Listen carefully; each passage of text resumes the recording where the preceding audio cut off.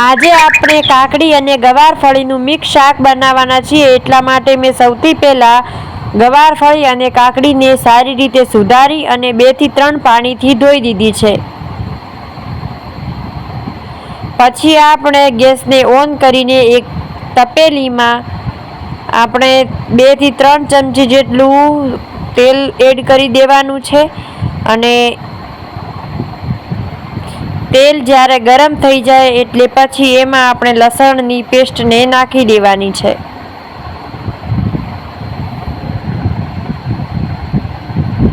તો અહીંયા મેં લસણની પેસ્ટને પણ એની અંદર એડ કરી દીધી છે।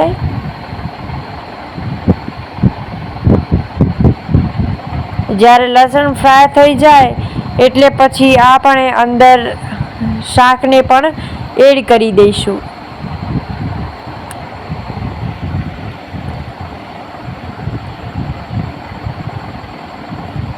તો અહીંયા આપણે શાકને પણ સારી રીતે એડ કરી દઈશું।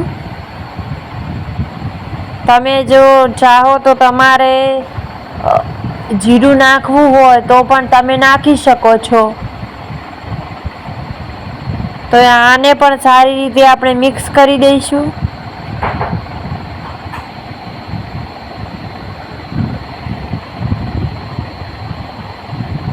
પછી આપણે એની અંદર હળદર અને મરચાંને પણ એડ કરી દઈશું।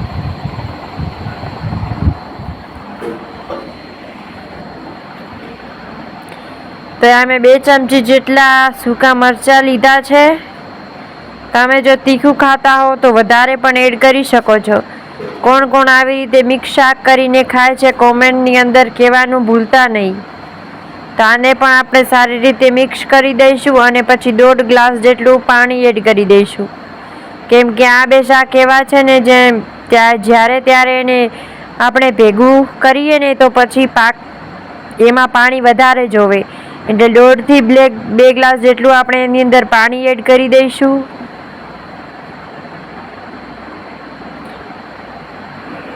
અને જો ચેનલમાં નવા હો તો સબસ્ક્રાઈબ કરવાનું પણ ભૂલતા નહીં।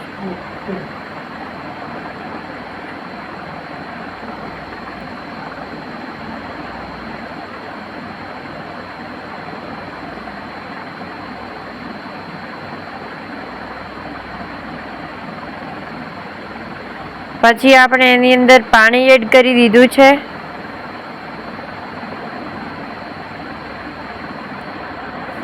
હવે આને 10 થી 12-13 મિનિટ સુધી આપણે હાઈ ફ્લેમ ઉપર સમારવા દઈશું।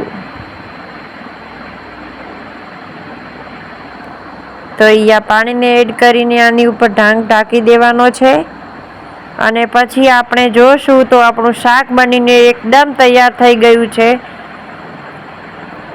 બેઝિક મસાલાઓ દ્વારા પણ આટલું મસ્ત શાક આપણે બનાવીને તૈયાર કરી શકીએ છીએ। અને આ બધા મસાલાઓ આપણા માટે હેલ્ધી નથી હોતા, એટલે બેઝિક મસાલાઓ દ્વારા પણ આટલું મસ્ત શાક બની શકે છે। જો રેસીપી પસંદ આવી હોય તો લાઈક, શેર અને સબસ્ક્રાઈબ કરવાનું ના ભૂલતા। જય